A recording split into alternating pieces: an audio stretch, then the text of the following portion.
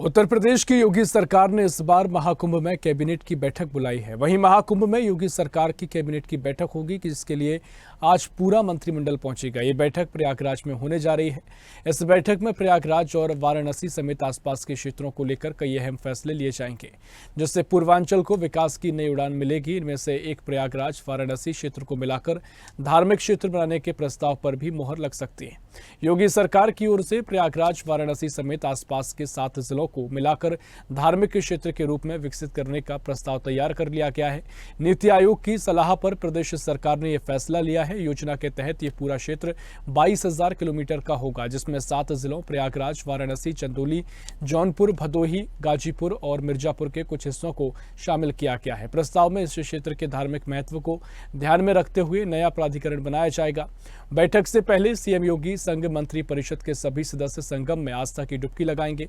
Cabinet की बैठक में खासतौर से प्रयागराज से संबंधित कई अहम प्रस्तावों को मंजूरी दी जाएगी। और इसी खबर पर और भी जानकारी के लिए प्रयागराज से हमारे सहयोगी राघवेंद्र मिश्रा हमारे साथ लाइव जुड़ गए हैं।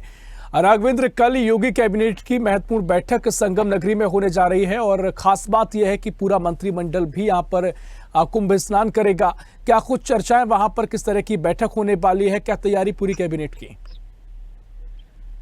जी बिल्कुल, क्योंकि महाकुंभ को लेकर योगी सरकार पहले से ही प्रतिबद्ध है, कि संकल्पित है और श्रद्धालुओं के स्नान के लिए पूरी सुव्यवस्थाएं भी यहाँ पर की गई हैं। और पूरा मंत्रिमंडल कल महाकुंभ नगर में होगा, महाकुंभ क्षेत्र में होगा, संगम नगरी में होगा और जो है कैबिनेट की बैठक यहाँ पर आयोजित की गई है। सर्वप्रथम दर्शकों को ये बता दें कि पहले ये integrated command and control centre में रखी गई थी मीटिंग, किंतु जो मार्ग है श्रद्धालुओं का जाने का वो बीच मार्ग में पड़ता है वो सेंटर, तो वहां पर मीटिंग न रख के जो है अरैल क्षेत्र में रखा गया है, जहां पर अस्थायी सर्किट हाउस बनाया गया है। त्रिवेणी संकुल के नाम से उसे जाना जाता है। तो पूरे मंथन के पश्चात जो है अरैल क्षेत्र में तो रखा गया है। कल लगभग 12 बजे यह बैठक शुरू होगी, कैबिनेट की पूरी बैठक शुरू होगी। तो योगी आदित्यनाथ एक प्रकार से सनातन संस्कृति को बढ़ाने का जिस प्रकार से योगी सरकार प्रयास कर रही है वो अपने में एक अद्वितीय है। इसीलिए देखा जाता है कि धार्मिक स्थलों पर जहां जहां बड़े आयोजन हमेशा होते रहे हैं वहां पर कैबिनेट की बैठक होती रही है, चाहे अयोध्या हो अथवा काशी हो, क्योंकि अयोध्या में 9 नवंबर 2023 को वहां पर पूरी कैबिनेट की बैठक हुई थी और जो है काशी में 16 दिसंबर को वहां पर बैठक हुई थी। तो इस प्रकार प्रयागराज में भी कल 22 जनवरी को वहां पर बैठक होगी और बैठक के उपरांत सारे मंत्रिमंडल के जो भी मंत्री हैं, 54 मंत्री हैं, वो सारे गंगा में डुबकी लगाएंगे, पुण्य की डुबकी लगाएंगे। उसके पश्चात वो साधु संतों से आशीर्वाद भी लेंगे। पहले भी आशीर्वाद लेकर बैठक कर सकते हैं। तो जिस प्रकार से धार्मिक उद्देश्य को लेते हुए योगी सरकार आगे बढ़ रही है, सनातन संस्कृति को आगे बढ़ाने का लगातार प्रयास कर रही है, तो उसको लेकर कल कैबिनेट की बैठक यहाँ होगी। क्योंकि 2019 में भी यहाँ पर योगी आदित्यनाथ ने बैठक की थी, जब वहां पर अर्धकुंभ लगा हुआ था, तो कई प्रस्तावों पर मुहर लगी थी। मेरठ से लेकर प्रयागराज तक गंगा एक्सप्रेसवे का प्रस्ताव जो पास हुआ था वो 2019 में उस पर मुहर लगी थी, वो बनकर तैयार भी हुआ।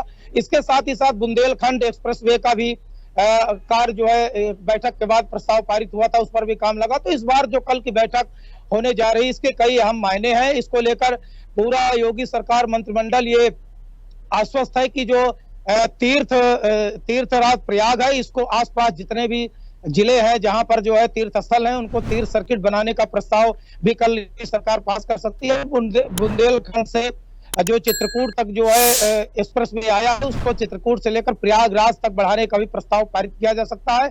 साथ ही साथ गंगा और यमुना पुल में नए पुलों का निर्माण का भी प्रस्ताव किया जा सकता है, क्योंकि योगी सरकार जो तीर्थ सर्किट इसको घोषित करना चाहती है, मिर्जापुर, चित्रकूट, प्रयागराज, अयोध्या, काशी, भदोही, जौनपुर, तो ये जो 7 जिले मिलाकर जो है पूरा जो है कल ये प्रस्ताव पारित होगा कि इन क्षेत्रों को तीर्थ सर्किट घोषित किया जाए, जिससे श्रद्धालुओं को यहाँ पर दर्शन में किसी प्रकार की कोई सुविधा न हो, पूरा उनको जो है सुविधा मुहैया कराई जाए। तो कल की बैठक बहुत ही अहम है और आज से ही सारे मंत्रियों का आना शुरू हो जाएगा, क्योंकि योगी आदित्यनाथ ने सख्त निर्देश दिया है कि 21 जनवरी को ही शाम तक पूरे मंत्री प्रयागराज पहुंच जाएं। तो जो प्रोटोकॉल की बात थी, तो उसको भी प्रोटोकॉल के तहत योगी आदित्यनाथ ने कहा है कि प्रोटोकॉल लागू न किया जाए, जिससे कि श्रद्धालुओं को कोई दिक्कत ना हो। इसीलिए अरैल क्षेत्र में इसको रखा गया है, जो संगम से पूर्वी क्षेत्र में है, गंगा उस पार रखा गया है। तो श्रद्धालु भी प्रतिदिन स्नान कर रहे हैं। लगभग 40 से 50 लाख कल श्रद्धालुओं ने स्नान किया है। इसलिए 8 आज 9वां दिन है। कल 8 करोड़ 67 लोगों ने संगम में डुबकी लगाई थी। तो लगातार जो भीड़ बढ़ रही है संगम क्षेत्र में, उसको भी ध्यान रखा गया है कि किसी प्रकार के प्रोटोकॉल से वो श्रद्धालु प्रभावित न हो।